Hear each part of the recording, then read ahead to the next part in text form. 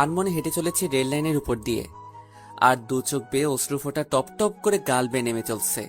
গন্তব্য রেল স্টেশনের দিকে। চলে যাচ্ছি আমার নিজের শহর ছেড়ে, যেখানে নিজের মানুষের অবহেলার কারণে আমাকে শহর ছেড়ে চলে যেতে হচ্ছে। ট্রেন চলে এসেছে। আমি চোখ মুছে ট্রেনে উঠে পড়লাম।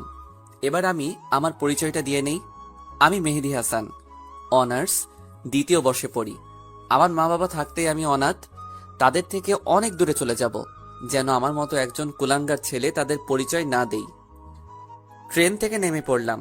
সাইনবোর্ডে তাকিয়ে দেখি এই জায়গার নাম চাঁদপুর। আমি কিছুক্ষণ স্টেশনে এক চেয়ারে বসে বসে মা বাবা আর ছোট ভাইটার কথা মনে পড়ছে। আর দু চোখ বেয়ে শুধু পানি পড়ছে। শুধু একটা মানুষের জন্য আমাকে আমার মা বাবা নিজের বাড়ি থেকে তাড়িয়ে দিলেন। তবে আমিও ভেবে নিয়েছি কোনো দিন নিজের শহরে যাব না, আর মা বাবাকে আমার এই চেহারা দেখাবো না। আর যে মানুষটার জন্য আমার আজ এই অবস্থা, তাকে আমি কোনোদিন ক্ষমা করব না। আজীবন ঘৃণা করে যাব। এখন একটা থাকার জায়গা করতে, তারপর কলেজে ভর্তি হতে হবে। কিন্তু কে সাহায্য করবে আমাকে? আমি তো কাউকে চিনি না এখানে। এবার স্টেশন থেকে বেরিয়ে শহরের দিকে যাচ্ছি। এভাবে হাঁটতে হাঁটতে কখন যে রাত হয়ে যায় মনে নাই। আমি রাস্তার ল্যাম্প পোস্টের নিচে দাঁড়িয়ে আছি, আর তখনই একটা মেয়ে দৌড়িয়ে এসে আমার পিছনে দাঁড়ালো। তারপর আমি সামনে তাকিয়ে দেখি দুইটা মাতাল লোক মেয়েটাকে তাড়া করেছিল। আমাকে দেখে লোক দুটো চলে গেল। এবার আমি মেয়েটির দিকে তাকালাম। ল্যাম্প পোস্টের আলোয় মেয়েটাকে অনেক সুন্দর লাগছে। আমি বললাম, আপনাকে কেন তাড়া করছিল ওই দুটো লোক? মেয়েটি কেঁদে কেঁদে বলল, আমি আমার এক বান্ধবীর বাসা থেকে আসছিলাম, আর তখনই এই মাতাল লোক দুটি পিছু নেয়, আর তারপরে আপনাদের সাথে দেখা। বুঝলাম। আর কোনো সমস্যা নেই, আপনি এখন যেতে পারেন। লোক দুইটা পালিয়ে গেছে। না, আমার খুব ভয় পাচ্ছে। আমি কোনো দিন রাতে এভাবে একা একা বের হইনি।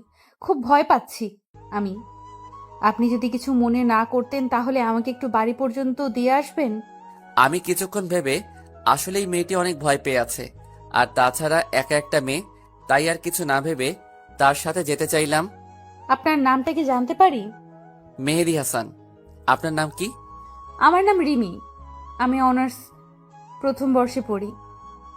বাড়িতে বাবা আর ছোট একটা বোন আছে। আপনার? আমি অনার্স দ্বিতীয় বর্ষে পড়ি, আর আমি এতিম। আমার কেউ নেই।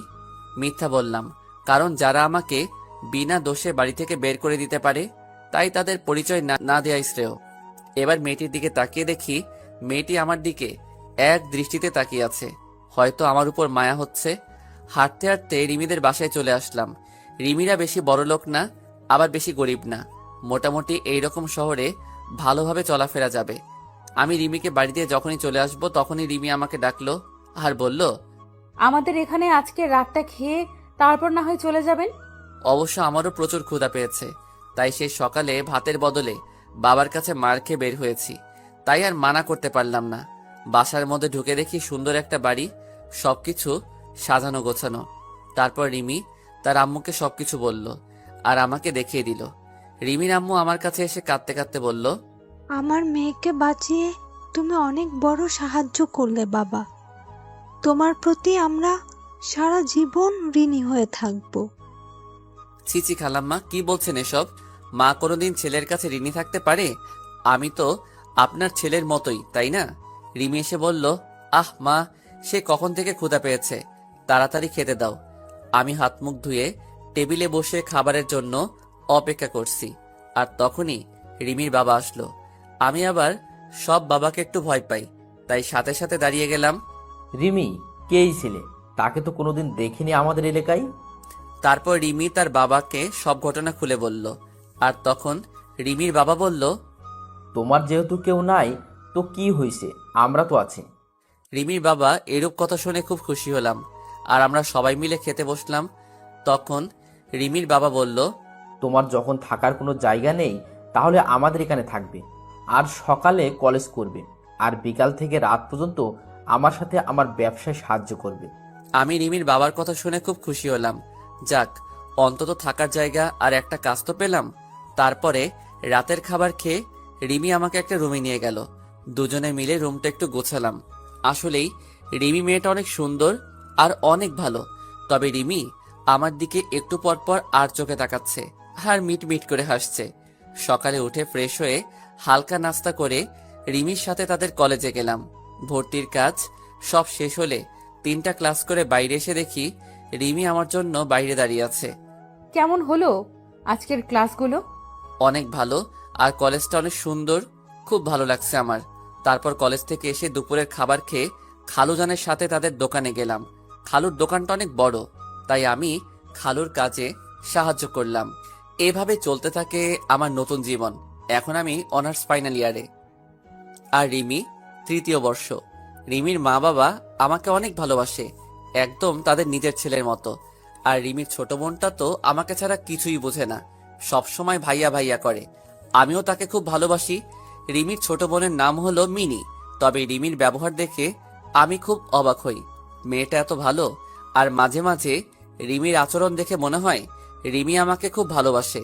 আমার কখন কি লাগবে সব সময় চোখে চোখে রাখবে, কেয়ার করবে, মিষ্টি শাসন করবে। রিমির মিষ্টি শাসন আর কেয়ারগুলো খুব ভালো লাগে। একদিন আমি কলেজে এক মেয়ে বন্ধুর সাথে কথা বলছি আর সামনে গেটের দিকে যাচ্ছি, আর তখনই দেখি সামনে রিমি, কিন্তু তার চোখ দিয়ে অনবরত পানি বের হচ্ছে। আমি আমার বন্ধুর কাছ থেকে বিদায় নিয়ে যেই রিমির কাছে যাব, তখনই ঠাস, রিমি আমাকে অনেক জোরে একটা থাপ্পড় মারলো। থাপ্পড় মেরে রিমি চলে গেল বাসায়, আর আমি মাথা নিচু করে দাঁড়িয়ে আছি। চোখ দিয়ে 2 ফোঁটা নোনা জল বেরিয়ে আসলো। আবার সেই পুরনো কথা মনে করে দিল। 2 বছর আগে ঠিক একইভাবে আমাকে চড় মেরেছিল আমার এক খুবই কাছের মানুষ। খুব কষ্ট পেয়েছিলাম তখন। রিমি আমাকে থাপ্পড় মারলো, কিন্তু 2 বছর আগে আমাকে এভাবে থাপ্পড় মেরেছিল, তখন 1000 গুণ কষ্ট পেয়েছিলাম। কলেজের পর আমি আর রিমিদের বাড়ি যাইনি, একটা ট্রেন লাইনে বসেছিলাম। বসে থাকতে থাকতে আজ আর খালুর দোকানে যাওয়া হলো না। রিমি আমাকে থাপ্পড় মেরেছে, এই জন্য আমি কষ্ট পাইনি। রিমি আমাকে থাপ্পড় মেরে আমার পুরনো কথা মনে করিয়ে দিয়েছে, তাই খুব কষ্ট হচ্ছে। তাই বসে আছি আর সিগারেট খাচ্ছি। হঠাৎ করে ফোনটা বেজে উঠলো। হাতে নিয়ে দেখি রিমি ফোন দিয়েছে। আমি রিসিভ না করে ফোনটা সাইলেন্ট করে রেখে দিলাম। আবার পুরনো কথা ভাবছি। ভাবতে ভাবতে রাত 10টা বেজে গেল। এবার ফোনটা হাতে নিয়ে দেখি খালুজানের 6 বার কল দিয়েছেন। আবার ফোন এসেছে খালুর। আমি রিসিভ করলাম। খালু বলল, মেহেদি, তুমি কোথায়? কত টেনশন হচ্ছে, তুমি তাড়াতাড়ি বাসায় আসো। জি খালু, আসছি। কিছুক্ষণ হাঁটার পর বাড়ি চলে আসলাম। কলিং বেল চাপতেই খালা দরজা খুলে দিল। কোথায় ছিলে তুমি বাবা? সে কখন থেকে বসে আছি। যাও হাত মুখ ধুয়ে আসো। জি খালা, আসছি। তারপর ভিতরে ঢুকতেই মিনি, আমার পিচ্চি বোনটা দৌড়িয়ে এসে আমাকে জড়িয়ে ধরে কান্না করছে আর বলছে, ভাইয়া কোথায় ছিলে তুমি? জানো আমি কত কান্না করছি তোমার জন্য, আর আপু এখনো কান্না করছে তুমি আসোনি তাই। আর হবে না আমার পাগলি বোনটি, এবারের মতো ক্ষমা করে দাও আমাকে। কিন্তু রিমি কান্না করছে শুনে খুব খারাপ লাগছে। আমি এবার রিমি রুমের দিকে গেলাম আর রিমি বলে ডাক দিলাম। রিমি আমার দিকে যেই তাকালো আমি তো ভয় পেয়ে গেলাম। রিমির চোখ লাল ও ফুলে আছে, হয়তো কান্না করে এ অবস্থা হয়েছে। এবার রিমি দৌড়িয়ে এসে আমাকে জড়িয়ে ধরে জোরে জোরে কান্না করে দিল। আমি তো বেশ অবাক হলাম। কোথায় ছিলে তুমি? জানো আমি কত টেনশনে ছিলাম। আমি মনে করেছি তুমি আমাদের ছেড়ে চলে গেছো। তুমি আমায় ছেড়ে কোথাও যাবে না, আগে প্রমিস করো। আমি রিমিকে বুক থেকে সরিয়ে দিয়ে বললাম, কোথায় যাব আমি? তোমরা ছাড়া তো আর কেউ নেই আমার, তাহলে কোথায় যাব বলো আমি? মনে থাকে যেন, আর যেখানে যাবে আমাকে বলে যাবে। তাহলে আমাকে কলেজে ওইভাবে সবার সামনে থাপ্পড় মারলে কেন? তাহলে তুমি ওই মেয়েটার সাথে অমনভাবে হেসে কথা বলছিলে কেন? তুমি জানো কতটা কষ্ট হয়েছিল? কই হেসে কথা বলছি? আর ও তো আমার ক্লাসমেট, ওর সাথে তো কথা বলতেই পারি। আর ওর সাথে কথা বলেছি তো তোমার কি? আমার কি মানে? আমি তোমাকে ভালোবাসি। আমি নিজের জীবনের থেকেও তোমাকে ভালোবাসি। তোমার সরলতাকে আমি ভালোবেসে ফেলেছি। এবার আমি রিমির থেকে এক ঝাটকায় দূরে সরে আসলাম। কি বলছো এসব তুমি? জানো তুমি কি বলছো? আরে হয় না রিমি, আমি একজন এতিম। তোমার বাবা আমাকে আশ্রয় দিয়েছেন, আমি তার সাথে বিশ্বাসঘাতকতা করতে পারবো না। আর তাছাড়া তোমার বাবা জানতে পারলে আমাকে কোনোদিন ক্ষমা করবেন না। আমাকে তুমি ভুলে যাও। রিমি এবার জোরে জোরে কান্না করতে লাগলো আর বলল, আমি বাবাকে সব বুঝিয়ে বলবো। প্লিজ আমাকে ফিরিয়ে দিও না। প্লিজ রিমি, এমন পাগলামি করো না। আর সবাই বাড়িতে আছে, কেউ শুনে ফেলে দিলে আমায় সবাই ভুল বুঝবে রিমি। আমি আর কথা না বাড়িয়ে যেই রিমি রুম থেকে বাইরে আসবো, তখন দেখি রিমির মা দরজার পিছনে দাঁড়িয়ে আছে। হয়তো সব শুনে ফেলে দিছে। আমি রিমির মার দিকে তাকিয়ে দেখি রিমির মা কান্না করছে। হয়তো রিমির চোখে পানি। রিমির মা সহ্য করতে পারিনি। রিমির মার কাছে গিয়ে বললাম, খালাম্মা, রিমির কোনো দোষ নেই, সব দোষ আমার। ওকে কিছু বলবেন না। আর কাল সকালে আমি এই শহর ছেড়ে চলে যাব। শুধু আজকে রাতটুকু থাকতে দিন। খালাম্মা কিছু বলল না, শুধু চোখ দিয়ে পানি পড়ছে। আমি এই বলে নিজের রুমে চলে আসলাম আর রুমের দরজা বন্ধ করে দিলাম আর কান্না করতে লাগলাম। আবার সেই 2 বছর আগে পুরনো কথা মনে পড়ে গেল। সেদিনও ঠিক এইভাবে আমাকে একজন জড়িয়ে ধরেছিল আর এই কথাগুলো বলেছিল। তবে সেই কথাটা মিথ্যা কথা আর অভিনয় হতে পারে, এটাই আমার ন্যায্য পাওনা। পুরনো কথা ভাবতে ভাবতে আবার চোখ দিয়ে অনবরত পানি পড়ছে। এভাবেই সারা রাত কাটিয়ে দিলাম। আর এদিকে রিমির মা রাতে ঘটে যাওয়া সব কাহিনী রিমির আব্বুকে বলল। রিমির আব্বু বলল, ছেলেটা বেশ ভালো, খুব সহজ সরল, যেটা বলি সেটাই শুনে, কোনোদিন কথার প্রতিখেলাপ করেনি। আর ছেলেটা ভালো শিক্ষিত, রিমির সাথে ভালো মানাবে। আর মিনিকে একেবারে ছোট বোনের মতো দেখে। তাই ভাবছি কাল সকালে মেহেদির সাথে কথা বলে রিমির সাথে বিয়ের কথাটা সেরে ফেলবো। পরের দিন খুব সকালে উঠে আমি আমার ব্যাগপত্র গুছিয়ে